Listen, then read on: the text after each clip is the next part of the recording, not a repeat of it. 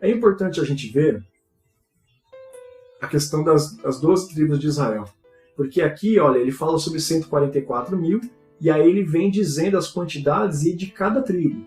Tá? Mas tem um detalhe importante que talvez passe desapercebido, né? Eu sei que muitos teólogos dispensacionalistas, livros dispensacionalistas, eles não dão esse dado, essa informação. Eles enfatizam que Deus tem um tratamento específico com Israel no período da tribulação, principalmente pela menção das tribos. Né? Ele fala, olha, tanto é um tratamento específico para Israel que as tribos são mencionadas aqui. E eles defendem essa questão, né, de que Deus tem um tratamento específico com Israel e a igreja é retirada. O que eu discordo, né, porque Paulo fala que nós somos enxertados, né, na figueira, né? E como é que você pode salvar o enxerto e queimar o tronco que é a raiz? Né? Não tem lógica, né? Não faria muito sentido, não seria justo da parte de Deus, e Deus é 100% justiça. Então vamos observar, para a gente entender, porque essas tribos aqui têm uma razão específica para estar sendo nominadas aqui. E vamos perceber algo, veja só. A primeira classe que você tem em Gênesis 49 são os 12 filhos de Jacó, né, que depois viria a ser chamado Israel. Você tem aqui os 12 filhos de Jacó. Gênesis 48, ele começa a abençoar os seus filhos, a cada um deles, né, e lá termina no 49, e ali passa de novo o nome dos 12 filhos abençoados ali por Jacó. E você tem a relação deles aí. Aí nós vamos ter depois a questão, né, passado um certo período ali, Ezequiel ele vai nos mostrar os 12 territórios dados a essas tribos.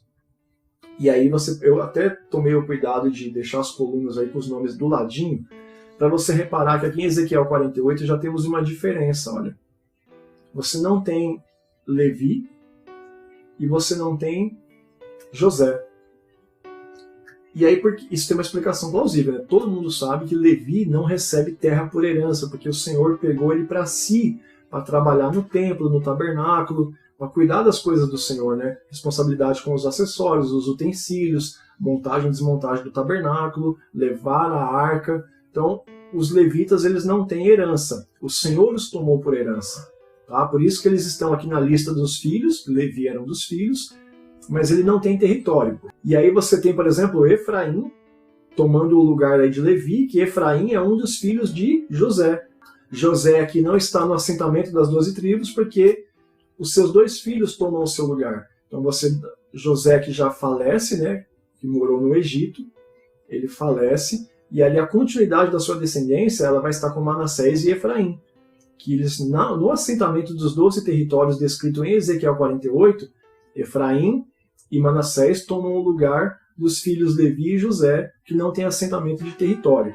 Então você vê aí que da primeira coluna, os filhos de Jacó, você não tem na segunda coluna já território para Levi e para José. Você já tem uma diferença. Agora olha o que a gente tem em Apocalipse nesse capítulo 7 aqui, olha. Pega a coluna aí, Rúben está nas 3, Simeão também. Agora olha Levi. Levi, que aparece na lista dos filhos, mas não aparece na lista dos territórios, ele é mencionado aqui em Apocalipse 7. E a explicação seria o quê? Apocalipse 7 vai mostrar Deus cumprindo a sua promessa, a sua fidelidade para com os filhos de Jacó.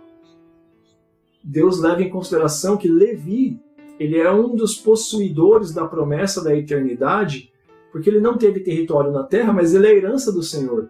Então, por ter sido destinado a trabalhar para o Senhor no seu templo, ele é mencionado naqueles que fazem parte da multidão dos que estão diante do Cordeiro. Entendeu aí a lógica?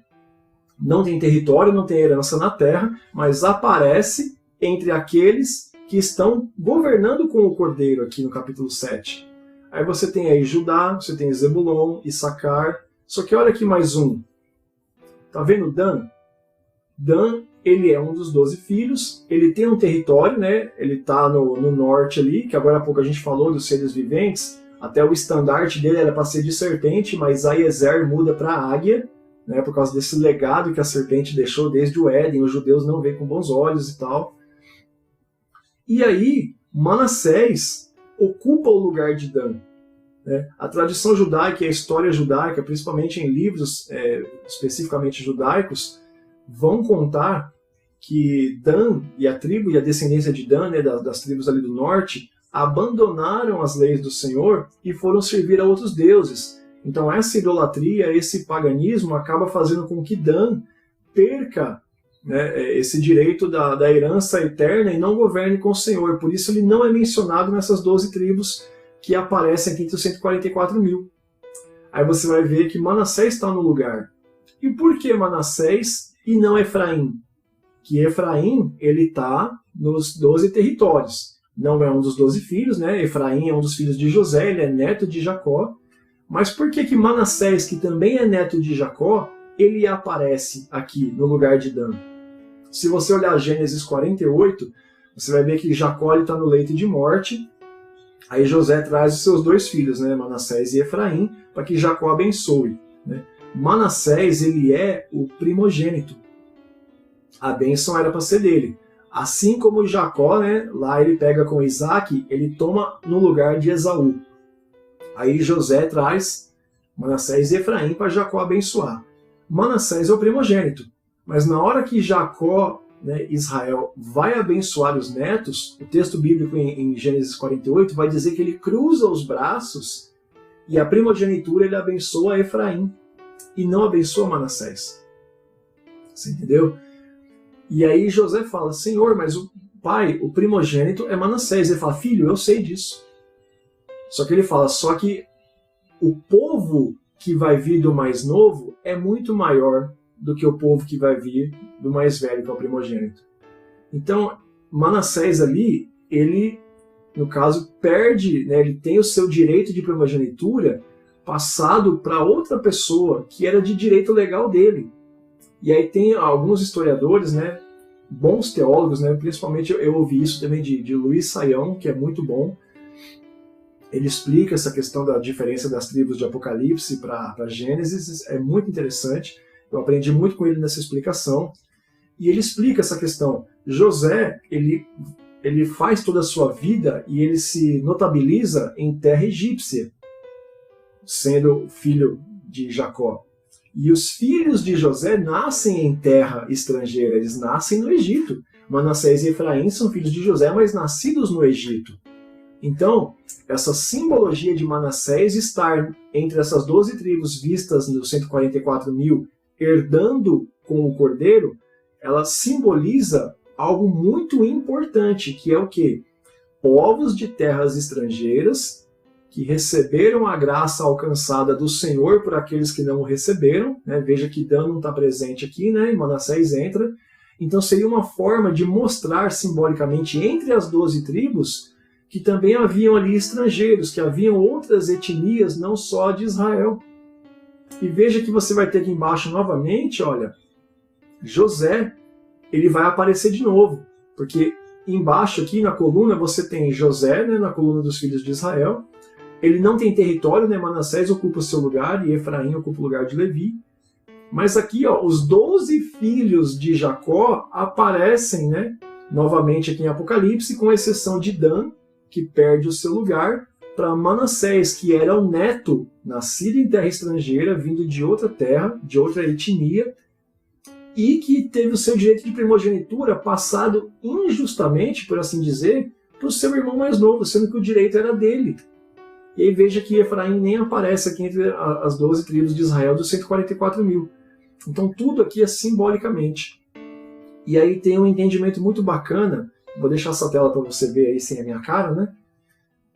É muito interessante você observar o simbolismo das 12 tribos, né, dos 144 mil, onde há a representação dos filhos da promessa original, né, que é de Jacó.